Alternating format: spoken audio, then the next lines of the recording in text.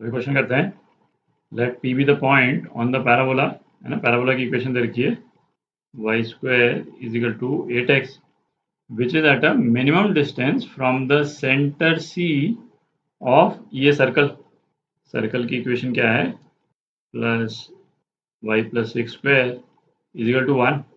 तो पैराबोला का जो पॉइंट है वो इस सर्कल के सेंटर से मिनिमम डिस्टेंस पे है। तो अपने को सेंटर से ही मतलब है, सेंटर कहाँ है इसका, 0 - 6। एक डायग्राम बना लेते हैं। ये कोऑर्डिनेट एक्सिस बना लिया अपन ने। अच्छा, ये वाला पैराबोला, इसका शेप क्या होता है ये तो अपने को मालूम है, इसका शेप कुछ इस टाइप से होगा, ठीक। अच्छा, इस सर्कल का सेंटर जो है वो कहाँ है, 0 - 6, ये है पॉइंट सी। अच्छा, अब क्या है, इस पैराबोला पे कोई एक पॉइंट पी है जो कि सी से मिनिमम डिस्टेंस पे है ना। मिनिमम डिस्टेंस वाला पॉइंट पैराबोला पे नॉर्मल होगा, है ना, कुछ इस टाइप से। यहाँ बना लेते हैं इसको पॉइंट पी। अपने को क्या पता करना है, then the equation of circle passing through C having it centre at P. मतलब अपने को इस वाले सर्कल की इक्वेशन पता करनी जिसका सेंटर पी है। कुछ इस टाइप से सर्कल बन जाएगा, आप देख रहे हैं, कुछ इस टाइप का सर्कल बन जाएगा। तो ये हरा वाला जो सर्कल है इसकी इक्वेशन निकालनी है अपने को। सबसे पहले तो अपने को पैराबोला पे ये पॉइंट पी पता करना है जो सी से मिनिमम डिस्टेंस पे है। तो पी के जो कोऑर्डिनेट्स हैं वो पैरामीट्रिक फॉर्म में लिख लेते हैं अपन। पैरामीट्रिक फॉर्म में क्या हो जाएगा, 80² 280। अच्छा, ए क्या है, और ए जो है वो 8 के बराबर है, तो ए जो है वो क्या हो गया, 2 हो गया। तो पॉइंट पी के कोऑर्डिनेट्स क्या हो गए, 2t² और 480।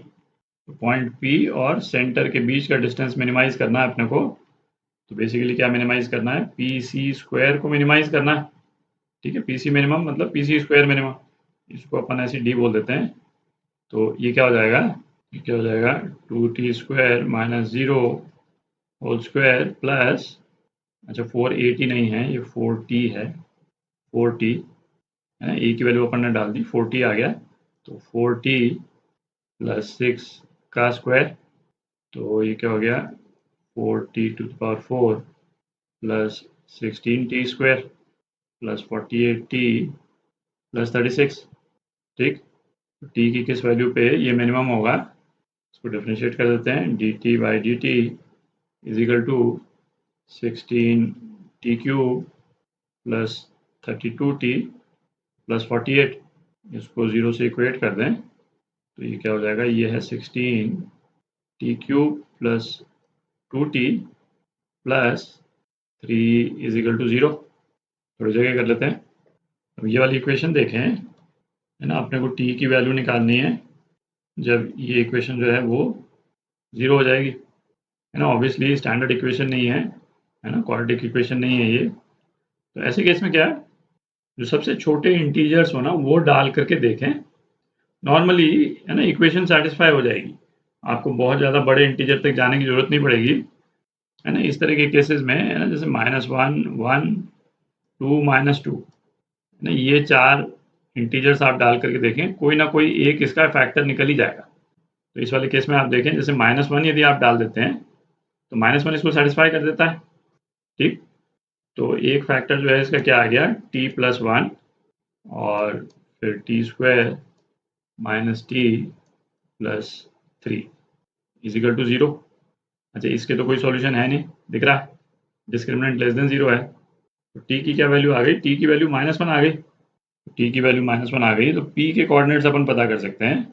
p के कोऑर्डिनेट्स क्या हो जाएंगे, है ना, t-1 अपन डाल दें और a 2 डाल दें, तो क्या हो जाएगा 2 और -4। तो ये हरा वाला जो सर्कल है इसका सेंटर तो अपने को मालूम चल गया। इसका रेडियस और निकाल लेते हैं। रेडियस क्या है इसका, CP। तो ये क्या हो जाएगा, ये है आपका 2 -4। तो CP क्या हो गया, √, है ना, डिस्टेंस फार्मूला 2² प्लस, है ना, -4 प्लस 6 अगेन 2², तो √8 2√2। अब सर्कल की इक्वेशन अपन निकाल सकते हैं, है ना, x माइनस x0, है ना, पॉइंट P के कोऑर्डिनेट्स का square plus y plus 4² is equal to radius का स्क्वायर। रेडियस का स्क्वायर क्या है अपना 8, और इसको आप सिंप्लीफाई कर देते हैं तो क्या इक्वेशन आ जाती है, x square plus y square minus 4x plus 8y plus 12 is equal to 0। तो ये आपका आंसर है ना, ये पार्ट। तो क्वेश्चन करते हैं, if the line x minus 1 equal to 0 is the directrix of the parabola ये, then one of the values of k की वैल्यू पता करनी है। पहले तो ये जो इक्वेशन दे रखी है इसको स्टैंडर्ड फॉर्म में लिखते हैं अपन, वाई स्क्वायर एक तरफ और दूसरी तरफ अपन के एक्स माइनस 8 ले गए, ठीक। तो इसको स्टैंडर्ड फॉर्म में लिखने के लिए के को कॉमन लेना पड़ेगा अपने को। के कॉमन लिया तो क्या आ गया, एक्स माइनस 8 अपॉन के, ठीक। तो एक डायग्राम बनाते हैं है ना, इसको विजुलाइज करने के लिए।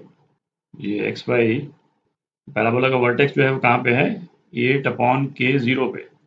8 अपॉन के 0 यहाँ पे पैराबोला का वर्टेक्स है ना। पैराबोला का शेप कुछ इस टाइप का हो जाएगा। अच्छा, डायरेक्ट्रिक्स यहाँ दे रखा है अपने को x इजिकल टू 1 पे, ये हो गया डायरेक्ट्रिक्स। तो वर्टेक्स और डायरेक्ट्रिक्स के बीच में डिस्टेंस जो है ये क्या होता है, ये a के बराबर होता है। पहले तो ये निकाल लेते हैं, 4a जो है वो क्या है, k के बराबर। तो a क्या आ गया, k बाय 4। अब ये a जो है a किसके बराबर है ना, ये वर्टेक्स का x कोऑर्डिनेट 8 बाई के माइनस है ना, ये वाला पॉइंट क्या है, 1 0 है। तो 8 बाई के माइनस 1 और ये क्या है, k बाय 4।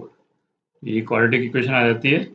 इसको आप रीअरेंज कर लें तो क्या आ जाएगा, k square plus 4k minus 32 is equal to 0। तो इसका फैक्टराइज कर लें आप तो क्या आ जाएगा, k plus 8 k minus 4 is equal to 0।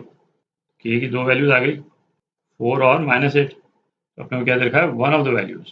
तो 4 है वन ऑफ द वैल्यूज जो आंसर के ऑप्शंस में दे रखा है, सी पार्ट है ना, ये आपका आंसर।